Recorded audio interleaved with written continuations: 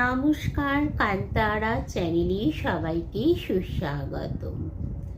আজকে আমার নিবেদনে কিছু কথা এবং স্বরচিত কবিতার কিছু অংশ। অত্যাধিক গরমে সবার প্রায় হাঁসফাঁস অবস্থা, কিন্তু আমরা সকলেই এই গরমের হাত থেকে মুক্তি বা নিস্তারের পথ খুঁজে চলেছি। এ প্রসঙ্গে আমার কিছু কথা আপনাদের সামনে তুলে ধরছি। আমরা সকলেই জানি যে অত্যাধিক আশা আমাদের জীবনের চরম হতাশার মূল কারণ। একদিকে যেমন আমরা জানি আশাই মানুষকে বাঁচিয়ে রাখে, কিন্তু যখন সেই আশা নিয়ন্ত্রণের বাইরে চলে যায় তখনই আমাদের মধ্যে হতাশা জন্ম নেয়। বাস্তবতা সবসময় আমাদের পরিকল্পনা মাফিক চলে না। আশা আর পাওয়ার মধ্যে যোজন যোজন দূরত্ব ছিল, আছে এবং থাকবে। কিন্তু যোগ্যতা অনুযায়ী আশা করা ভুল নয়। এ প্রসঙ্গে একটা কথাই বলছি। এই কিছুদিন আগে, মানে এপ্রিলের 9-10 তারিখ নাগাদ, শহর কলকাতায় আমরা যারা থাকি তারা অনেকেই ভোরের দিকে ফ্যান বন্ধ করে হালকা চাদর গায়ে দিয়েছি। বেশ ঠান্ডা। আমরা মনে মনে আশা করেছিলাম এই বছরটা মনে হয় গরম আর আমাদের সেভাবে ভোগাবে না।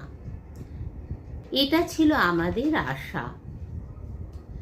কিন্তু 15ই এপ্রিলের পর থেকে তাপমাত্রার হলো আমূল পরিবর্তন এবং পারদ চচ্চড়িয়ে বাড়তে লাগলো। আসলে এই সময় এই রকমই গরম পড়েই থাকে। বিশেষ করে বিগত কয়েক বছর ধরে বিশ্ব উষ্ণায়নের জেরে এই ধরনের গরম পড়ছে।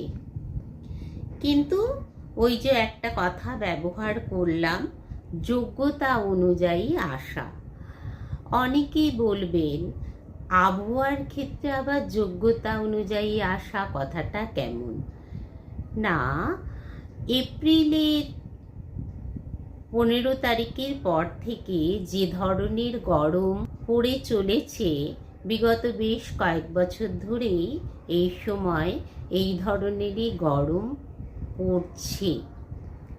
অর্থাৎ আবহাওয়া এইরকম উষ্ণতায় প্রকাশ করে চলেছে। এই গরমটা স্বাভাবিক এবং আমাদের যে চাহিদাটা ছিল সেটা হচ্ছে সীমাহীন প্রত্যাশা। প্রতি বছরের ন্যায় ডাক্তাররা আমাদের রৌদ্রে বেরোতে নিষেধ করছেন। স্কুলগুলোতে গরমের ছুটিও এগিয়ে আসবে। এর পেছনে আরও একটি কারণ আছে, আমাদের নির্বাচন। এই গরম নিয়ে আমার স্বরচিত কবিতা তীব্র দহন।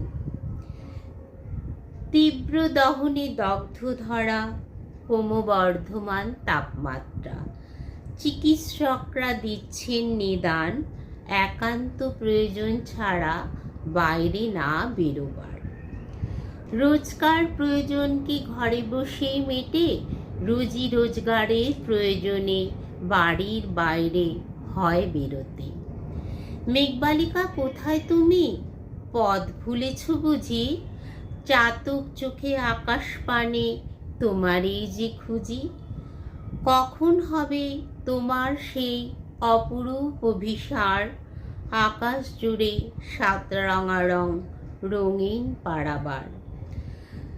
চাতক চোখে আকাশ পানে তোমারই শুধু খুঁজি। তপ্ত ধরায় শান্তি ধারায় মেঘবালিকা তোমার কান্না এলো বুঝি। এমতো অবস্থায় একমাত্র কয়েক পশলা বৃষ্টি আমাদের তপ্তধরায় আনতে পারে শান্তির স্নিগ্ধতা। নমস্কার, শুভরাত্রি, সবাই ভালো থাকবেন।